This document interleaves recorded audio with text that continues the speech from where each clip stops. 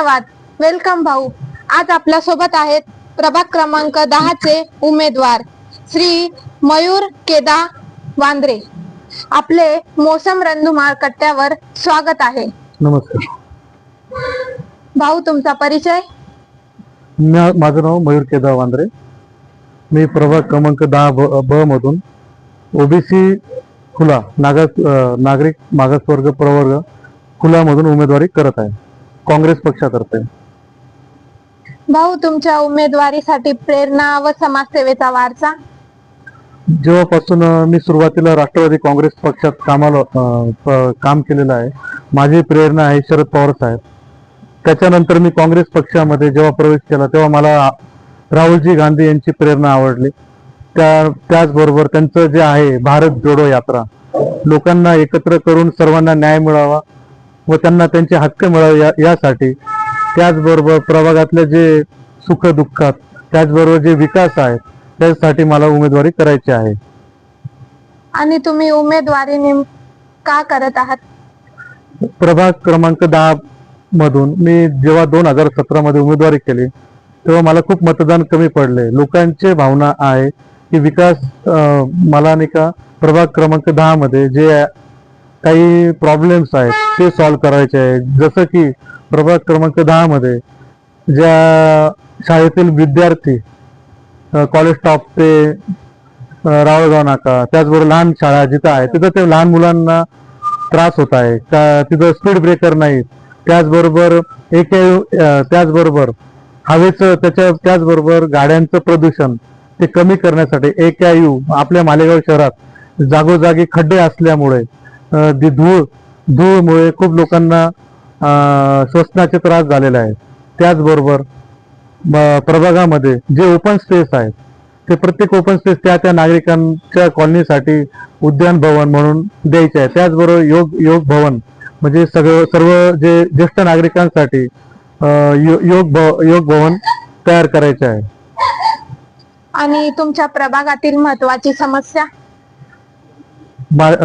प्रभाग क्रमांक 10 मध्ये सर्वात मोठी समस्या म्हणजे काही ज्या आहे जिथं आपल्या कॉलेज ग्राउंडवर जे आहे सगळ्यात जास्त धूळ होत आहे. त्याचबरोबर मी 2012-13 जे महापालिकेत निवेदन दिलं होतं की कॉलेज ग्राउंडला अवतीभोवती स्ट्रीट लाईट लावण्यात यावं, त्यानंतर ते मंजुरी करण्यात आलं. त्याचबरोबर प्रभागात जे पाण्याचा प्रवाह आहे जो ग्राउंडवरून खूप लोकांना त्रास होत आहे की त्याचबरोबर आमचे जे आहेत फेरीवाले त्यांनाही न्याय मिळावा, त्यांचाही हॉकर्स जो युनियन आहे, जे झोन आहे ते सर्वांना न्याय मिळावा. कारण की प्रभागातील लोकांना येण्या जाण्यासाठी, त्याचबरोबर जे पायी वाटचाल करण्यासाठी मला रोडांचे कामं चांगले करायचे आहे. जेवढेही अर्धवट कामं आहेत ते पूर्ण करायचे आहेत.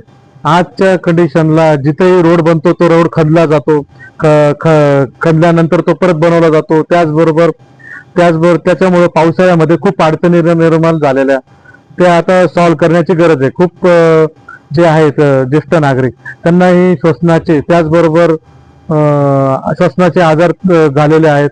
त्याचबरोबर आम्ही जेव्हा अभ्यास केला सिव्हिल हॉस्पिटलमध्ये 3-3, 4-4 महिन्यापासून, पालकमंत्री नाशिक जिल्ह्याला कोणी पालकमंत्री नसल्यामुळे सिव्हिल हॉस्पिटलमध्ये रुग्णांना ब्लड प्रेशर, डायबिटीजच्या गोळ्या मिळत नव्हत्या. तेव्हा आम्ही खासदार डॉक्टर शोभाताई बच्छाव यांच्या नेतृत्वाखाली तिथं गेलो. तिथं त्या लोकांच्या समस्या ऐकल्यानंतर आम्ही तिथं गेल्यानंतर ताईंनी लगेच 7.5 कोटीचा निधी मंजूर करून घेतला. परंतु नाशिक जिल्ह्याला पालकमंत्री नसल्यामुळे DPDCचे कामं मंजूर होत नाही. त्याचबरोबर जे विद्यार्थी आहेत, शाळेतील विद्यार्थी, त्यांना योग्य शिक्षण, न्याय मिळावा त्यासाठी आम्ही प्रयत्नशील राहू. त्याचबरोबर ज्या ज्या ठिकाणी योग भवनची गरज आहे तिथं योग भवन देण्यात यावा. आणि तुमच्या प्रभागाच्या विकासासाठी काही उपक्रम?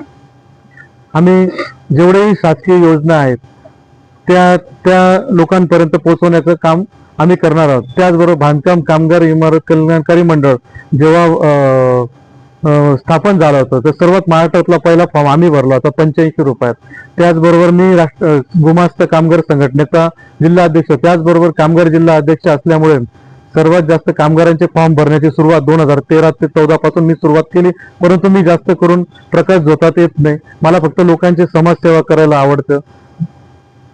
त्याचबरोबर संत गाडगेबाबांनी जो उपदेश केलेला आहे की स्वच्छता हाच एक धर्म आहे.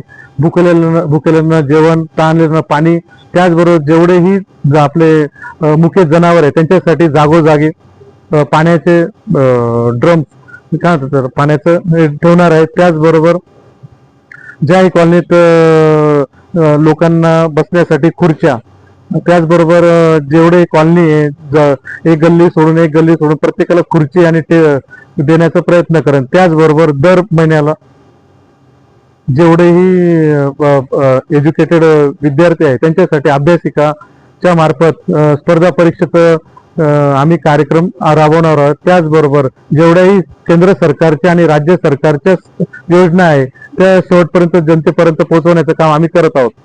त्याचबरोबर जातनीय जनगणना, ओबीसी समाजाची जातनीय जनगणना झालेली नाही, आता ती लवकरात लवकर करणार आहे. त्यासाठी आम्ही 2013 पासून आंदोलन करत आहोत. म्हणून मी ओबीसी समाजाकडून उमेदवारी करत आहे. कारण की ओबीसी समाजाच्या 300 ते 400 जाती असून त्यांना न्याय आजपर्यंत मिळालेला नाही. त्यांना सगळं त्याचबरोबर जेवढेही समाज कल्याण अधिकाऱ्याचे जे फायदे आहेत ते मी लोकांना सांगणार. त्याचबरोबर जे शबरी योजना आहे, त्याचबरोबर रमाई आवास योजना आहे, त्याचाही लाभ जनतेपर्यंत पोहोचावा त्यासाठी मी प्रयत्नशील असणार. त्याचबरोबर अल्पसंख्याक समाजाचे, जैन समाजाचे, त्याचबरोबर आपले जेवढे सिंधी समाजाचे, सर्व समाजातल्या लोकांना न्याय देण्यासाठी मी प्रयत्नशील असणार. खूपच छान. तुमच्या उमेदवारीसाठी सहकार्य. धन्यवाद. तुमच्या उमेदवारीसाठी माझ्या उमेदवारीसाठी सहकार्य माझा जेवढाही प्रभाग क्रमांक 10चा मित्र परिवार हा मला ओळखतो, त्यांनाही सगळं माहित आहे की मी जेवढाही केव्हाही अन्याय होतो तेव्हा मी निवेदन देतो. आज मालेगाव कॅम्पात B1 B2 चे जो प्रॉब्लेम चालू आहे की ज्यांना जे हे भरावं लागतं काय म्हणतात नजराना, तो कमी करण्यासाठी सगळ्यात सुरुवातीला आंदोलन मी केलं होतं. हे सर्व पेपर आउट होणारच आहे. त्याचबरोबर मालेगाव गोरगरिबांना जिथंही स्लम एरिया आहे, झोपडपट्टी, त्या लोकांना तिथं म्हाडा अंतर्गत तो प्रोजेक्ट आणून त्या ठिकाणी बिल्डिंग करण्यासाठी प्रयत्नशील असून हे काम मी करू शकतो, हे मी तुम्हाला 100% खात्री करून सांगतो. धन्यवाद. आपण मोसम न्यूज रंधुमाळ कट्ट्यावर आलात. आपणास निवडणुकीसाठी हार्दिक शुभेच्छा. धन्यवाद.